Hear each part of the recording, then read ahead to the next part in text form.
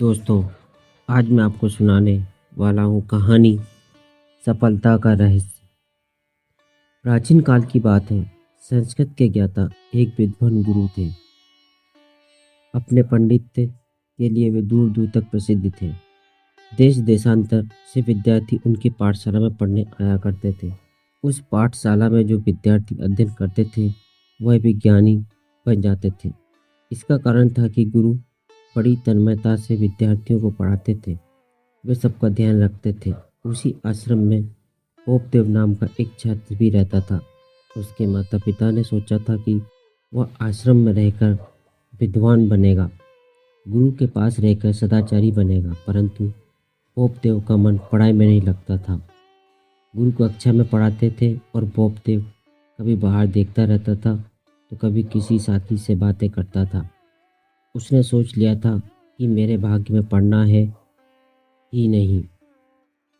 गुरुजी को बड़ा दुख होता था कि बोपदेव यदि परिश्रम नहीं करेगा तो मूर्ख ही रह जाएगा।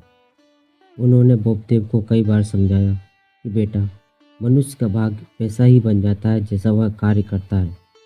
विद्यार्थी जीवन जीवन का स्वर्ण काल है। तुम इस समय जितना श्रम करोगे उतने ही महान बनोगे।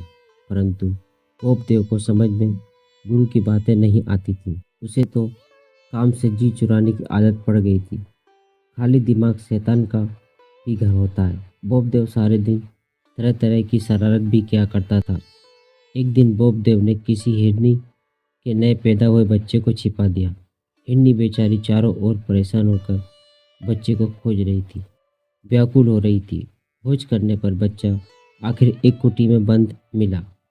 पता लगा कि सारी शरारत बोपदेव की है।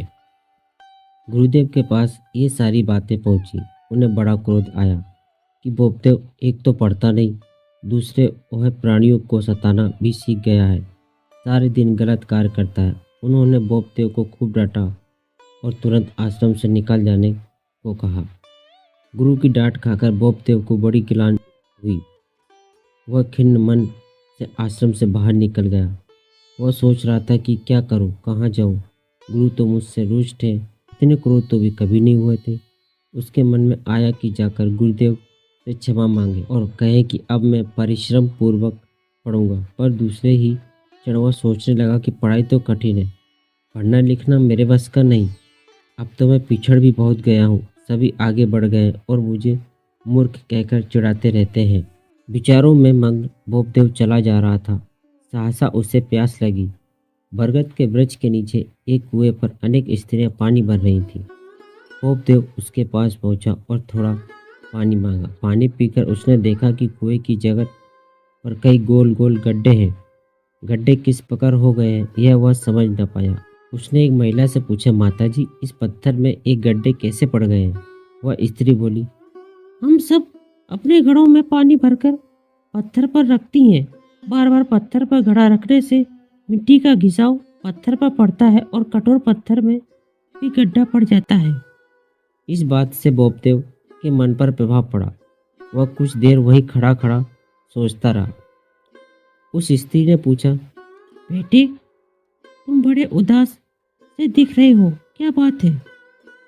यहाँ सांझ के झुटपुट में इस तरह अकेले क्यों खड़े हो? कहाँ जाना है तुम्हें? उस नारी की स्नेहसिक्त वाणी सुनकर बोपदेव की आंखें भर आईं। उसने सारी कथा सुनाई कि किस प्रकार गुरु के आश्रम से वह निकाल दिया गया है। सारी बात ध्यान से सुनकर महिला ने समझाया, मुन्ने, संसार में ऐसा कौन सा कार्य है जो निरंतर अभ्यास और लगन से पूरा नहीं होता?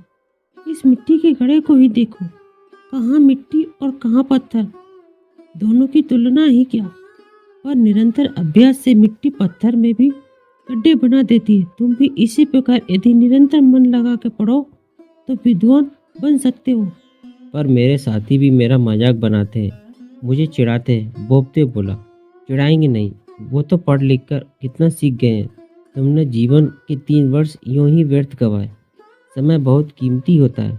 जो उसे व्यर्थ करता है वह स्वयं भी बर्बाद हो जाता है। तुम अभी जाओ, गुरु से क्षमा मांगो और मन लगाकर पढ़ो, इसी में तुम्हारा कल्याण है। स्त्री कहने लगी। महिला की बात सुनकर बोपदेव वहां से चल दिया। रास्ते भर वह सोचता रहा कि पत्थर तो बड़ा कठोर होता है, पर घड़ा उसमें भी गड्ढे बना देता है। साथ ही कहते हैं कि मेरी बुद्धि पत्थर जैसी है। जब पत्थर में भी गड्ढा हो सकता है तो फिर मेरी बुद्धि में पढ़ाई कैसे समझ में नहीं आ सकती। माताजी कहती हैं रोज रोज के अभ्यास से घड़ा पत्थर में गड्ढा डाल देता है। मैं भी मन लगाकर पढ़ूंगा, तब फिर जरूर ही गुरुजी की बातें मेरी समझ में आने लगेंगी। अब तक तो मैं इसलिए पिछड़ा कि पढ़ाई में मन नहीं लगता था, इसलिए पढ़ाई मुझे कठिन लगती थी। अब मैं सच्चे मन से पढ़ूंगा, तब आखिर कब तक मेरी समझ में बात नहीं आएगी। सोचते सोचते बोबते पाठशाला में आया। वह गुरु के चरणों पर गिर पड़ा।